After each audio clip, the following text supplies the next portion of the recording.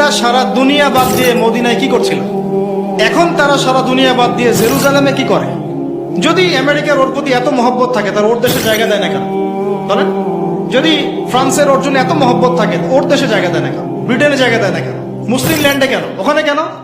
কারণ ওরা দুইটা প্রতীক্ষায় বসেছিল। কয়টা ভাই? এক, ওরা ব্যাপক নির্যাতিত হচ্ছিল।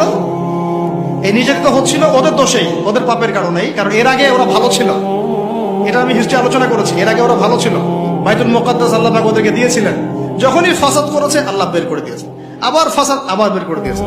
এই করতে করতে শেষে গিয়ে ওরা দুইটা সুযোগ খালি বাকি ছিল। এক, ওদের একজন মাসিহ আসবে, যেই মাসিহ আসলে তারা আবারও সেই রুলিং স্টেট হবে। সেই মাসিহকে আল্লাহ পাঠালেন ঈসা আলাইহিস সালাম, তাকে তারা হত্যার চেষ্টা করবে। বলেছি ওরা নবীদেরকে হত্যা করা জাতি। আল্লাহ পাক ক্ষুব্ধ হলেন, ওদের উপর আবার গজব দিয়ে দিলেন। আরেকটা চান্স বাকি ছিল। এই চান্সটা হচ্ছে তাদের তাওরাতে আছে শেষ নবী একজন আসবেন, যার নাম হবে আহমদ।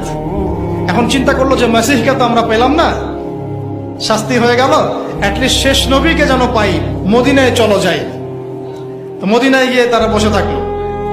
এখন মদিনায় ছিল ওদের তিনটা গোত্র, বনু কুরাইজা, নাম মনে রাখবেন, বনু কাইনুকা, বনু নাজির, তিনটা।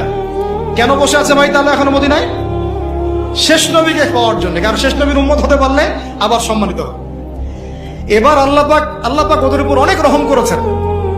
এত নিকৃষ্ট হওয়ার পরে আল্লাহ পাক যে রহমটা করেছেন, এতে বুঝতে পারছি ইনশাল্লাহ আমরা জান্নাতে যাব। উম্মতে মুহাম্মাদীকে আল্লাহ পাক আরো বেশি রহম করবে ইনশাআল্লাহ। কিরকম? এত বড় বড় ঘটনা ঘটানোর পরেও, নবী থেকে হত্যা করার পরেও আল্লাহ পাক মুহাম্মদ সাল্লাল্লাহু আলাইহি ওয়াসাল্লামকে মক্কা থেকে মদিনায় পাঠালেন।